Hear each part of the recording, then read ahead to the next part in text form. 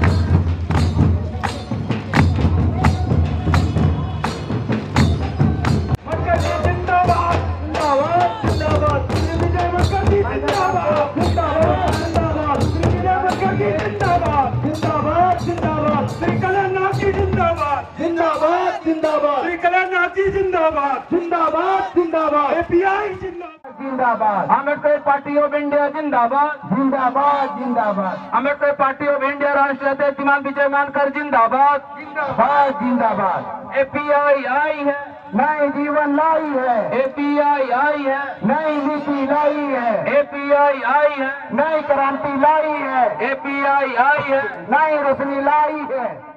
ये जो चुनाव है झारखंड का, मैं समझता हूं कि महत्वपूर्ण चुनाव है। आप लोग हिंदी समझ सकते हैं, मैं उम्मीद करता हूं। मुंडारी में मैं नहीं बोल पाऊंगा, मुंडारी, सादरी, हो में मैं नहीं बोल पाऊंगा। आप हिंदी समझ जाएंगे ना? समझ जाएंगे। यदि मैं जोहार बोलूं तो आप क्या बोलेंगे? जोहार, Johar Jharkhand, Johar. Good, very good, you can understand. So Jharkhand का ये जो चुनाव है, ये झारखंड का चुनाव मैं समझता हूं कि पूरे झारखंड के लिए और मेरे लिहाज से देश के लिए भी महत्वपूर्ण है। क्यों झारखंड का चुनाव? ये झारखंड के लिए ही नहीं, पूरे देश के लिए महत्वपूर्ण है, क्योंकि झारखंड वो भूमि है, ये वो भूमि है जहां भारत में वेदों के पहले, आर्यों के पहले, हजारों हजारों साल पहले, आज से 50,000 साल पहले यहाँ पर अगर किसी ने सभ्यता बनाई हो, इंसान ने प्रकृति के साथ सभ्यता यदि बनाई हो तो वो ये झारखंड है, पड़ोस में लगा छत्तीसगढ़ है, मध्य प्रदेश है, उड़ीसा है। लेकिन झारखंड वो भूमि है जो प्राचीन सभ्यता की भूमि है, और झारखंड ये उलगुलान की भूमि है।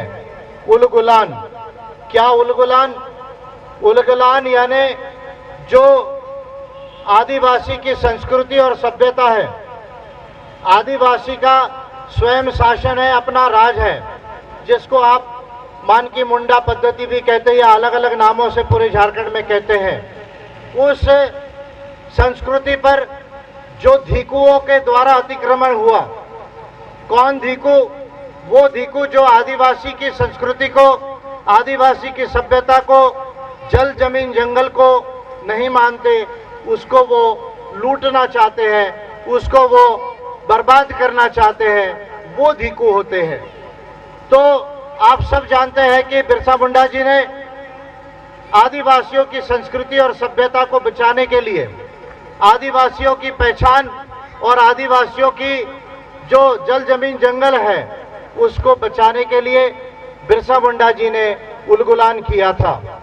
मैं समझता हूं कि बिरसा मुंडा जी का जो ये उलगुलान है, और जयपाल सिंह मुंडा जी जो ऑक्सफोर्ड से, इंग्लैंड से पढ़कर आए थे और इंडियन सिविल सर्विस के लिए क्वालिफाई हुए थे, लेकिन बाद में वो इंडियन हॉकी के कैप्टन हो गए, और जब भारत में वो वापस आए तो संविधान सभा के मेंबर बने, और लगभग 64-65 तक वो जो कंटिन्यूअसली जीतते रहे हैं। यही वो झारखंड है, यही वो क्षेत्र है जहां पर बिरसा मुंडा जी ने और जयपाल सिंह जी ने ये आंदोलन को किया।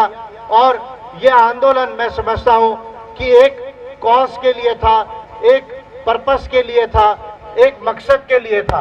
क्या वो मकसद था? वो मकसद ये था कि जो जल जमीन जंगल है, आदिवासियों की संस्कृति है, इसके लिए किस तरह का कॉन्स्टिट्यूशन होना चाहिए, किस तरह के संविधान में प्रोविजन होना चाहिए, किस तरह से कानून बनाए जाने चाहिए, किस तरह की नीति बनाई जानी चाहिए, जिससे केवल आदिवासी ही नहीं, सारा इंसान पर्यावरण के साथ में रह के, मानवता के साथ, विज्ञान के आधार पर कैसे जीवन जी सके। ये आदिवासी कल्चर का जो डिस्कोर्स है, आदिवासी सभ्यता का जो संदेश है, उसके लिए बिरसा मुंडा जी ने उलगुलान किया, और जयपाल सिंह जी ने संविधान में हमारे राइट्स को लाने के लिए जो है कॉन्स्टिट्यूएंट असेंबली में, संविधान सभा में फाइट किया। लेकिन हम अभी झारखंड में क्या देख रहे हैं? हम झारखंड में ये देख रहे हैं कि झारखंड के अंदर जल जमीन जंगल को लूटा जा रहा है। 5वीं अनुसूची को ठीक से पूरी तरह लागू नहीं किया जा रहा है, और पूरे झारखंड में, जो झारखंड भारत का सबसे अमीर राज्य है, वैसे तो जीडीपी में महाराष्ट्र सबसे अमीर राज्य है, लेकिन अगर नेचुरल वेल्थ को देखा जाए, यदि नैसर्गिक संपदा को देखा जाए, मिनरल वेल्थ को देखा जाए, तो झारखंड ये देश का पहला सबसे अमीर राज्य है। ये बात आपको समझने की जरूरत है। लेकिन झारखंड देश का सबसे अमीर राज्य होने के बावजूद, और झारखंड ये प्रमुखतः ये आदिवासियों का होने के बावजूद, बाकी लोग भी झारखंड में रहते हैं, वो भी अभी बसे कई पीढ़ियों से, लेकिन सबसे पहले झारखंड में आदिवासियों ने सभ्यता को बनाया। आदिवासियों ने यहाँ की जल जमीन जंगल के साथ पर्यावरण के आधार पर अपनी संस्कृति को बनाया। आज झारखंड भले ही देश का पहला सबसे अमीर राज्य है, लेकिन झारखंड का आदिवासी और झारखंड के बाकी लोग आज बहुत बड़े पैमाने पर शोषित है, पीड़ित है, गरीब है, पिछड़े हुए हैं। और यदि ऐसा है तो मैं मानता हूं कि इसके पीछे जरूर जो पार्टियों ने अब तक झारखंड के अंदर में रूल किया, वो पार्टियां इसमें जिम्मेदार है कि उन्होंने झारखंड को जो है वो ठीक से रूल नहीं किया, झारखंड के लिए प्रॉपर पॉलिसी नहीं बनाई, प्रॉपर कॉन्स्टिट्यूशन के प्रोविजंस को जो है वो इम्प्लीमेंट नहीं किया। ये तमाम चीजों को हमें समझने की जरूरत है।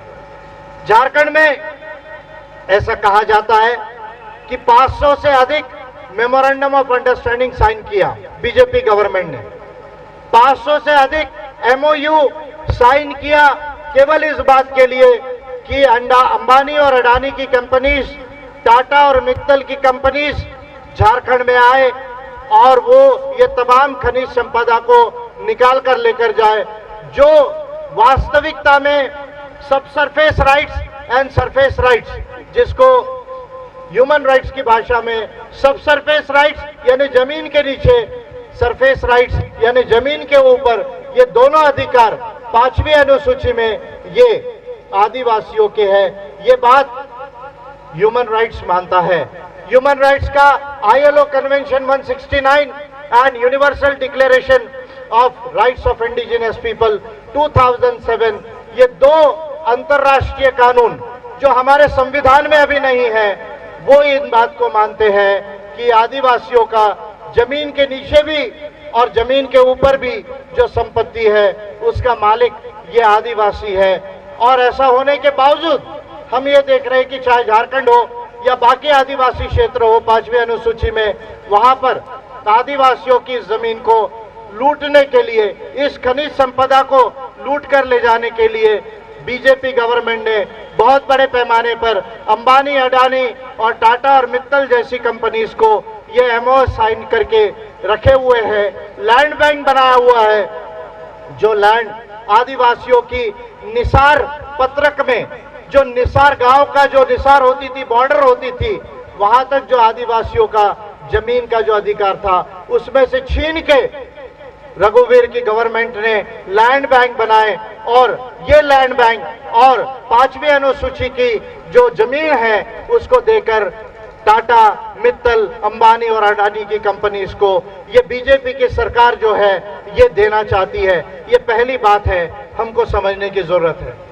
दूसरा, जब आदिवासी अपने अधिकारों के लिए पत्थलगड़ी जैसे माध्यमों से कुछ चीजों को लिख देता है, तो पत्थलगड़ी जैसे चीजों से जब आदिवासी लिख देता है तो ये सरकार उसके ऊपर केसेस फाइल करती है। ये सरकार उस पर केस फाइल करती है। भाई अब केस क्यों फाइल करते हो? कलेक्टर भी बोर्ड लगाता है, बीडीओ भी बोर्ड लगाता है, सीओ भी बोर्ड लगाता है, भारत सरकार भी बोर्ड लगा के बताती है। अगर आदिवासियों की ग्राम सभाओं ने यदि कोई पत्थर पे लिख दिया तो उसमें गलत क्या है? मैं समझता हूं कि यदि आदिवासी भारत के संविधान में जो लिखी हुई बातें हैं, मानव अधिकार में लिखी हुई जो बातें हैं, पेशा कानून में जो लिखी हुई बातें हैं, अगर उसको पत्थर पे लिख देता है तो उसको ऊपर में 124A लगा देना, मैं समझता हूं कि इसके लिए बीजेपी की सरकार की मानसिकता ये जिम्मेदार है, क्योंकि वो पूरे आदिवासियों को संविधान के विरोध में और देश के विरोध में दिखाना चाहती है और उन आदिवासियों को जल, जमीन, जंगल से विस्थापित करना चाहती है। ये बीजेपी की गवर्नमेंट की मानसिकता है। तो इन बातों को हमें समझना होगा।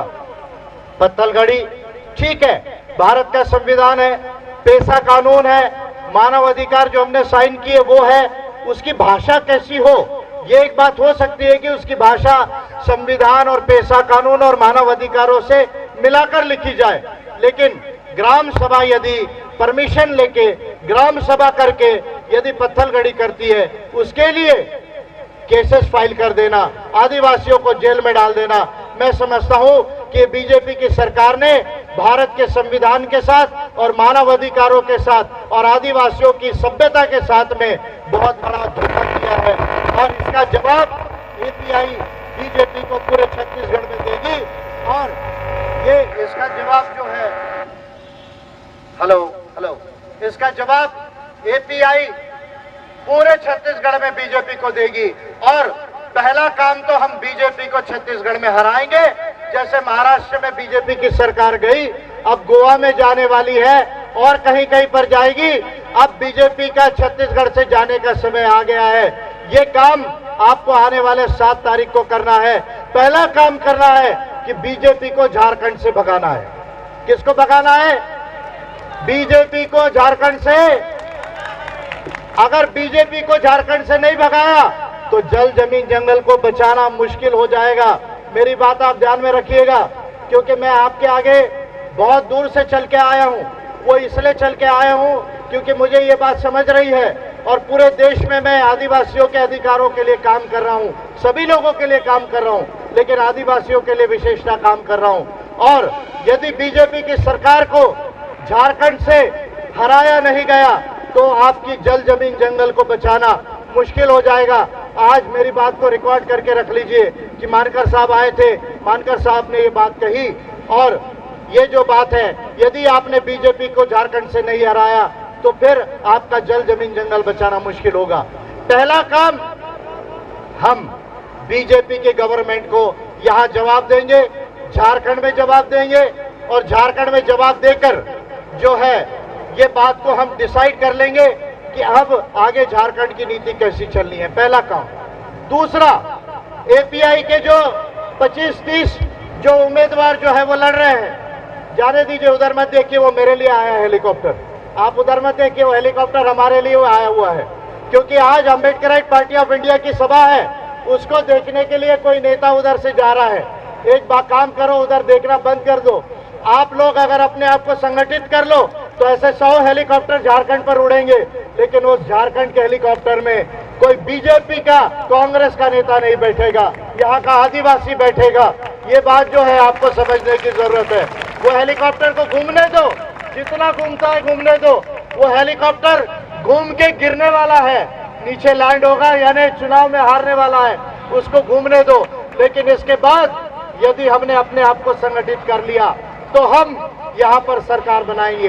पहला काम, यदि एपीआई के एमएलए जीतते हैं, एपीआई के एमएलए यदि जीतते हैं तो पहला काम हम ये करेंगे, क्या करेंगे कि पत्थलगड़ी में जिन लोगों के ऊपर केसेस लगाई गई है, पत्थलगड़ी में जिन लोगों पर केसेस लगाई गई है, वो केसेस को हटाने का काम अम्बेडकराइट पार्टी ऑफ इंडिया का, यदि एक भी एमएलए गया, अच्छे से सुनिए, यदि एक भी एमएलए गया तो एक भी एमएलए यदि चुन कर गया तो पत्थलगड़ी के ऊपर केसेस जो लगाई गई है गलत ढंग से, उसको हटाने का काम जो है वो एपीआई के एमएलए करेंगे। ये पहला वचन मैं आप लोगों को आज यहाँ देता हूँ। आप लोग इसको जो है वो अच्छा वचन को ध्यान में रखें। इस नीति अभी वचन में मैंने ऑलरेडी लिख लिया है, लेकिन ये वचन मैं आप लोगों को देता हूँ। हाँ, पत्थलगड़ी करते वक्त ग्राम सभा लेकर संविधान और पेशा कानून और मानव अधिकारों में जो लिखा गया है हमारे अधिकार, वो भाषा में हम उसको आगे से लिखे। इतना सिर्फ हम लोग अपने आप को जो है वो ध्यान रखें। मैं समझता हूँ बाकी पत्थलगड़ी में कोई बुराई नहीं है, वो एक तरह का ग्राम सभा का संदेश है जो बाकी लोगों को, आदिवासियों की ग्राम सभा देना चाहती है, पहली बात। दूसरी बात, मैं आप लोगों से ये कहना चाहता हूँ कि झारखंड में बहुत सारी समस्याएं हैं, बहुत सारी समस्याएं। उन समस्याओं के ऊपर मैं हो सकता है कल परसों नरसों अपनी जो है जनसभाओं में कहूंगा, लेकिन झारखंड के ऊपर 85,000 करोड़ का कर्जा इस रघुवीर सरकार ने बना दिया, 85,000 करोड़। और 85,000 करोड़ रुपया कर्जा ये आज हम सबको देना पड़ेगा, झारखंड के लोगों को देना पड़ेगा। रघुवीर की गवर्नमेंट कहती है कि भाई हमको ट्राइबल सब प्लान के लिए पैसा नहीं है, शेड्यूल्ड कास्ट सब प्लान के लिए पैसा नहीं है, या झारखंड में ओबीसी है, ओबीसी के बजट के लिए पैसा नहीं है, हमको स्कूलों के लिए पैसा नहीं है, हमको जंगलों में रोड बनाने के लिए पैसा नहीं है, हमको बिजली तो हमने वायर तो दे दिया पर बिजली 24 घंटा देने के लिए पैसा नहीं है। तो ये पैसा जा कहाँ रहा है, इस बात को समझने की जरूरत है। जब झारखंड सबसे अमीर राज्य है तो उस अमीर राज्य का जो बजट है वो बजट मेरे लिहाज से 1.25 लाख करोड़ रुपए का बजट बड़े आसानी से झारखंड का हो सकता है। 1.25 लाख करोड़ का बजट यदि झारखंड का बना दिया जाए और इस कर्जे को धीरे धीरे कम कर दिया जाए, और SC ST के लिए जो बजट है वो बजट में 25% पैसा SC ST के डेवलपमेंट के लिए दे दिया जाए, विशेषता ट्राइबल कम्युनिटी के लिए लगभग 18 से 20% बजट में पैसा दे दिया जाए, शेड्यूल्ड कास्ट कम्युनिटी के लिए लगभग जो है 7 से 8% दे दिया जाए, माइनॉरिटीज के लिए 7 से 8% पैसा दे दिया जाए, और ओबीसी कम्युनिटीज के लिए 20% लगभग पैसा दे दिया जाए, और उसको एक फॉर्मूला कहता हूं, उस पर खर्चा कर दिया जाए। इस फॉर्मूले को ध्यान से सुनिएगा आप। ये फॉर्मूला मैं बार बार कहता हूं। क्या फॉर्मूला है? E4H2S2R2। E4H2S2R2। क्या E4? Education, employment, entrepreneurship, endowments, health, housing, skills, social security, representation and reservation. यानी शिक्षा, सबको उच्च स्तर की शिक्षा दी जाए, 12वीं तक फ्री हो, हायर कॉलेज जो है, हायर एजुकेशन बिल्कुल सस्ता हो, उनको स्कॉलरशिप्स जो है वो 3-3 महीने में दी जाए, ग्रांट्स दी जाए, फेलोशिप्स दी जाए, हॉस्टल्स प्रॉपर रखे जाए और सिलेबस एक जैसा पढ़ाया जाए। तो झारखंड के अंदर में हर व्यक्ति हायर एजुकेशन जो है 5 साल के अंदर में जो है ले सकता है। आगे के बच्चे, पीछे के बच्चे और आने वाले 5 साल में ले सकते हैं। और झारखंड में इतना टैलेंट डेवलप हो सकता है कि झारखंड के लोगों को कहीं बाहर काम करने की जरूरत नहीं, झारखंड के अंदर ही वो झारखंड को भारत का नंबर 1 कंट्री बनाने के लिए काम कर सकते हैं, भारत का नंबर 1 स्टेट बनाने के लिए काम कर सकते हैं। एजुकेशन, एम्प्लॉयमेंट, इंडस्ट्री एनवायरमेंट को स्पॉइल कर नहीं लगाई जानी चाहिए। जो उद्योग पर्यावरण को नुकसान पहुंचाता है वो उद्योग मेरे लिहाज से सही नहीं है।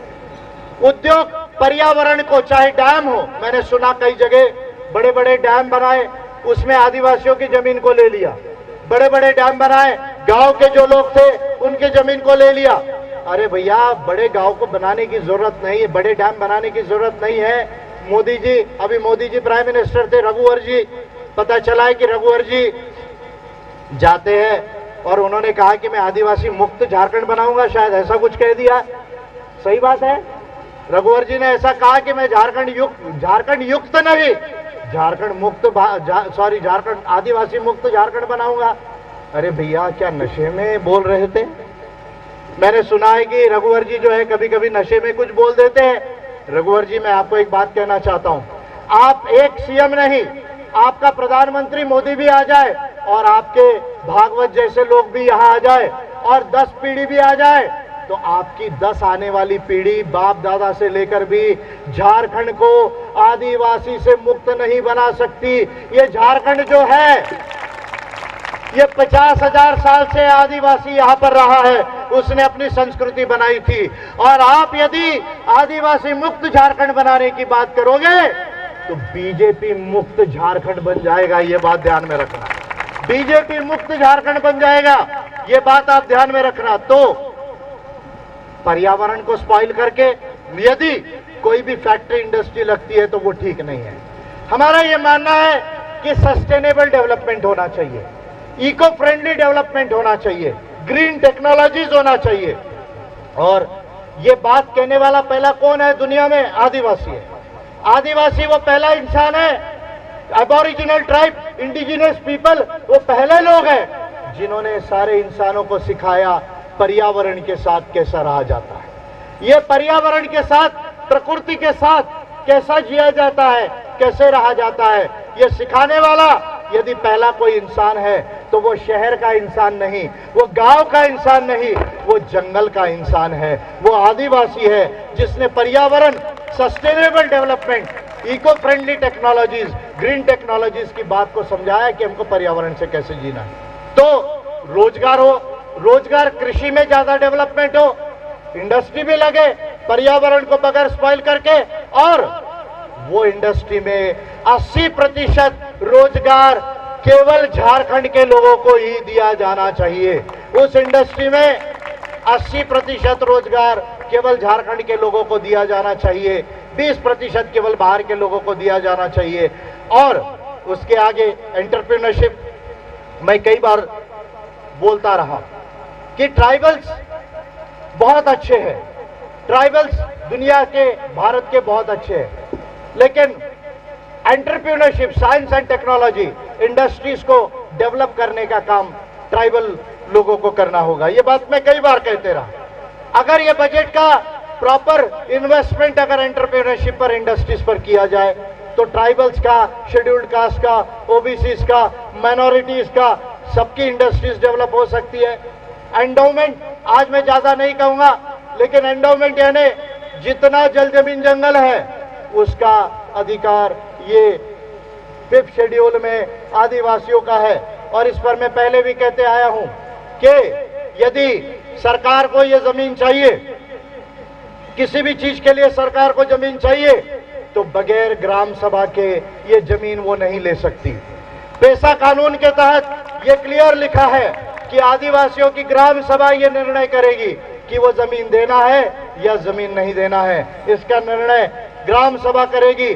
और मैं ये बात कह रहा हूं कि यदि आदिवासियों की ग्राम सभा या गांव की ग्राम सभा ये निर्णय लेती है कि जमीन देना है तो अच्छी बात है, लेकिन जमीन देने के बाद केवल जमीन के एवज में जमीन नहीं, केवल छोटा मोटा पैसा नहीं, केवल छोटी मोटी क्लास 4 की चपरासी की नौकरी नहीं।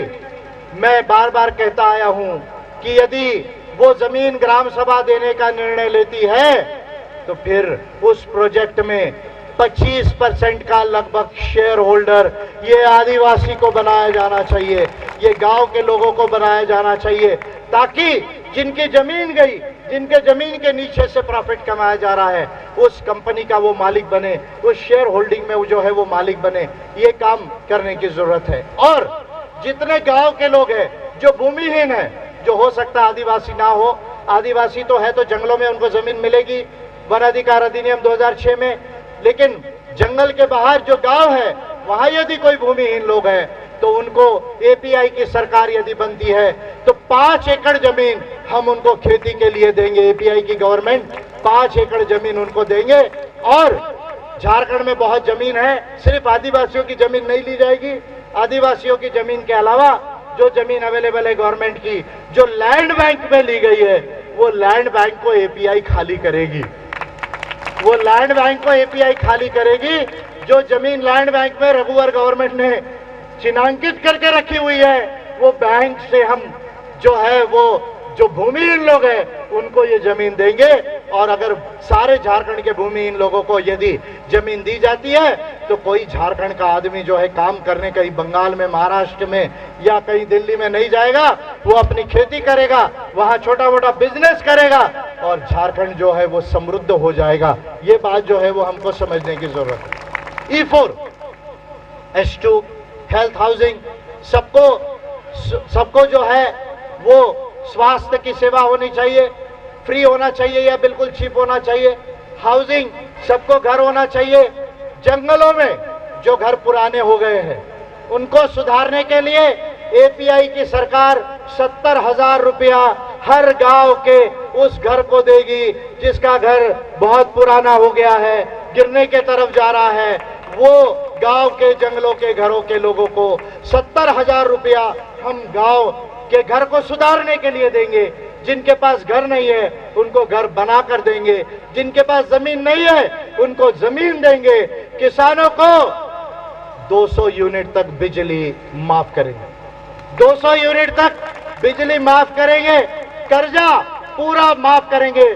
जिसको 7/12 क्या कहते हैं आप, जो रिकॉर्ड होता है आपका खतवा, क्या कहते हैं आप उसको, खतिया यानी 7/12 के ऊपर जो लोन है, यदि लोन है, कर्जा है किसानों के ऊपर, तो एपीआई की सरकार यदि बनती है तो खतवा को हम बिल्कुल जो है कर्ज मुक्त कर देंगे।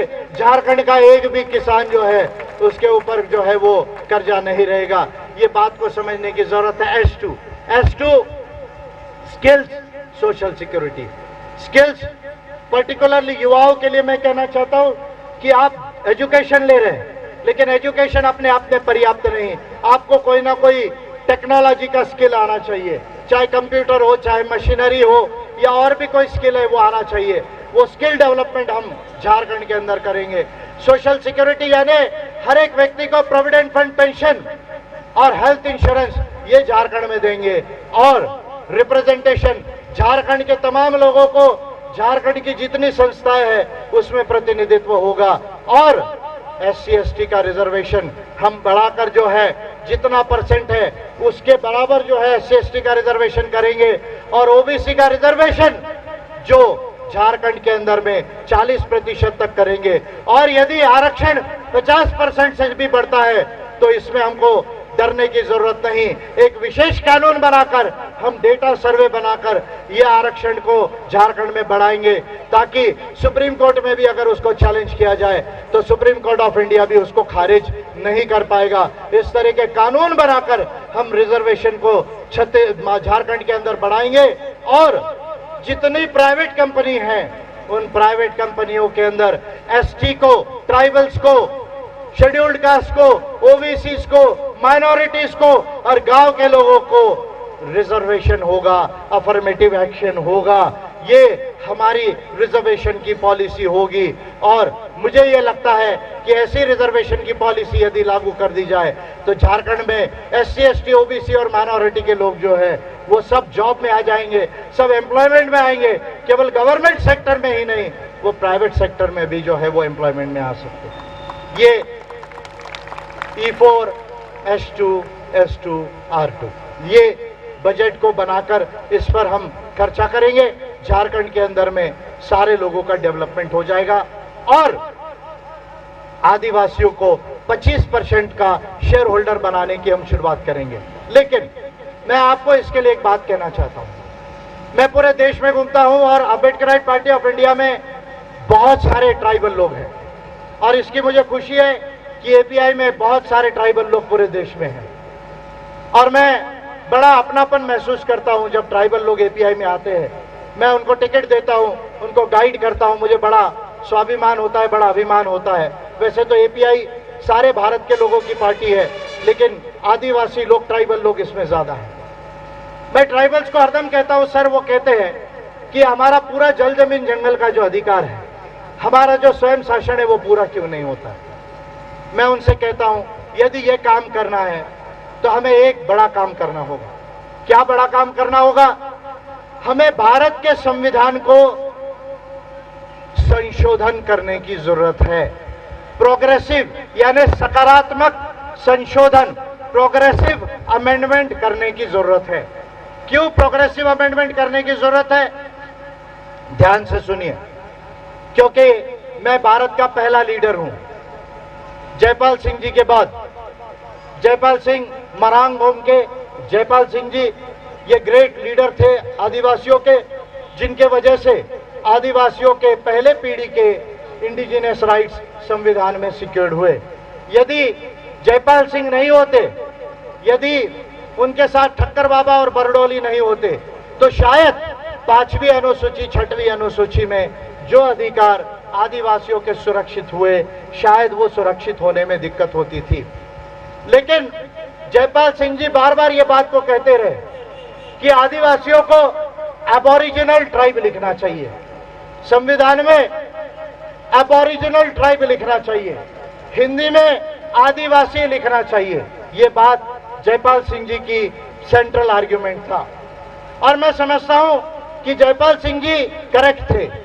जयपाल सिंह जी इसलिए करेक्ट थे क्योंकि भारत के संविधान के पहले कनाडा में 1763 में रॉयल प्रोक्लेमेशन ऑफ कनाडा 1763 और न्यूजीलैंड में ट्रीटी ऑफ वाइटांगी 1840 में एबोरिजिनल ट्राइब ये वहां के आदिवासियों के लिए यूज किया गया था। जब ऑलरेडी दुनिया के 2 संविधानों में एबोरिजिनल ट्राइब ये शब्द था तो भारत के संविधान में एबोरिजिनल ट्राइब लिखने में कोई दिक्कत नहीं थी।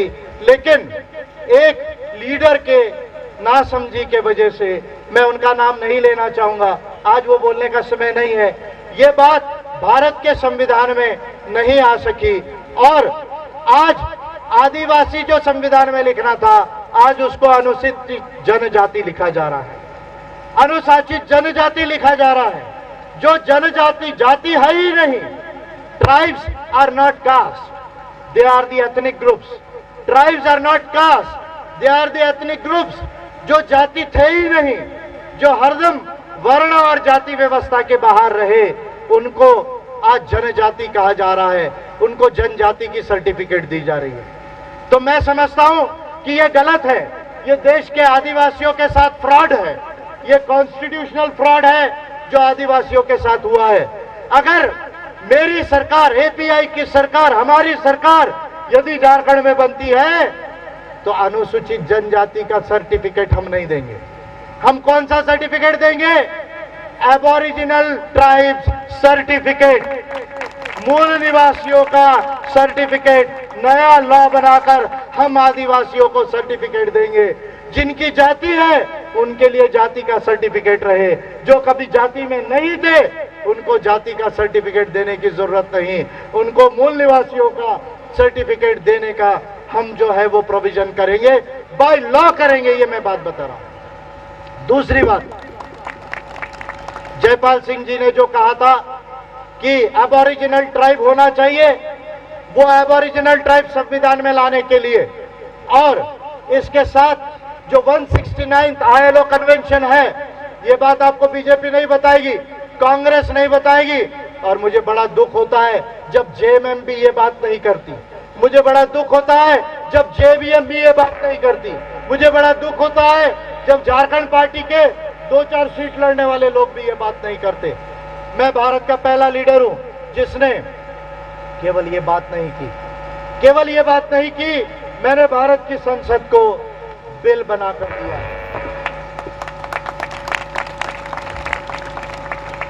मैंने भारत की संसद को, पार्लियामेंट को बिल बनाकर दिया है। क्या बिल है? इसके विशेष बातों को ध्यान में रखिए। यह बिल है, आदिवासियों को एबोरिजिनल ट्राइब लिखा जाएगा। दूसरा, ट्राइब्स एडवाइजरी काउंसिल का अध्यक्ष ये आदिवासी होगा, यह दूसरा प्रावधान है। तीसरा, आदिवासी अगर अनुसूचित क्षेत्र में गवर्नर संविधान को ठीक से लागू नहीं करता तो ट्राइब्स एडवाइजरी काउंसिल को यह अधिकार होगा कि वो गवर्नर के खिलाफ इंक्वायरी कमेटी बैठाकर ये देखे कि गवर्नर ने संविधान का उल्लंघन तो नहीं किया। और यदि गवर्नर उल्लंघन करता है तो उसकी रिपोर्ट पेश की जाएगी और विधानसभा में वोटिंग करके गवर्नर को हटाया जा सकता है। यह प्रोविजन मैंने इस प्रोविजन में लाया है। तीसरी बात, बहुत सारी बातें हैं लेकिन मोटी मोटी बता रहा हूं। चौथी बात, land, territories, resources, culture and self identification, ये 5 जो अधिकार है, ये 5 अधिकार जो ILO कन्वेंशन और UN डिक्लेरेशन के बाद आए, उसके आधार पर आदिवासियों को जल जमीन जंगल की मालकियत मिले, जमीन के ऊपर जमीन के नीचे।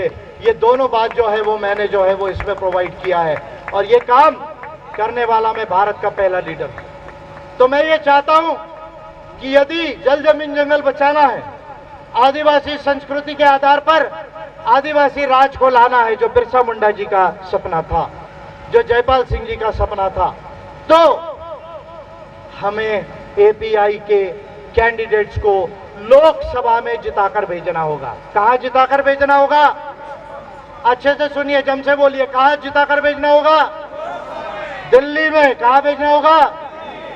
पर दिल्ली का इलेक्शन अभी तो चले गया, उसके लिए समय है, तो कोई बात नहीं, दिल्ली की शुरुआत हम रांची से करेंगे। दिल्ली की शुरुआत हम रांची से करेंगे और आने वाले 23 तारीख को जब रिजल्ट डिक्लेयर होगा तो API के MLA ये झारखंड में जीतेंगे। API के MLA झारखंड में जीतेंगे और आप इस काम को करेंगे। और जाते जाते अपनी आखिरी बात बोलकर अपनी बात समाप्त करना चाहूंगा, क्योंकि मुझे रामगढ़ की तरफ भी जाना है, उधर भी बात करना है कि यदि API की सरकार झारखंड में बनती है या API के अच्छे MLA चुनकर जाते हैं तो हम भारत सरकार को, बिरसा मुंडा जी और जयपाल सिंह जी को, हम बिरसा मुंडा और जयपाल सिंह जी को भारत रत्न अवार्ड दिया जाए, इसका जो है वो रिकमेंडेशन करेंगे। दोनों को भारत रत्न ये अवार्ड दिया जाए, ये हम रिकमेंडेशन करेंगे। और ये तमाम नीतियों के आधार पर हम झारखंड में बड़े पैमाने पर काम करेंगे। आप लोग सब नया उलगुलान करें, जिससे फिर झारखंड जोहार झारखंड बन सके, समताशील झारखंड बन सके, मानवताशील झारखंड बन सके, विज्ञानवादी झारखंड बन सके। ऐसी उम्मीद करते हुए कॉस्मो ह्यूमैनिज्म अर्थात अनेक अंगों मग्गों की नीतियों के आधार पर झारखंड फिर जोहार झारखंड बन सकता है, देश का पहला स्टेट बन सकता है। ऐसा आशा रखते हुए अपनी बात को यही समाप्त करता हूँ। आने वाले 7 तारीख को आप खड़े हो जाइए। ये हमारे दोनों साथी हैं, हाथ ऊपर कीजिए, इनको प्रणाम कीजिए। आप ये हमारे टूटी जी है और हमारे कल्याण नाग जी है, इनको आप वोटिंग करें। कोर्ट निशानी है, कोर्ट के निशानी पर वोटिंग करके इन्हें विजयी बनाइए। ऐसी बात करते हुए अपनी बात को समाप्त करता हूँ।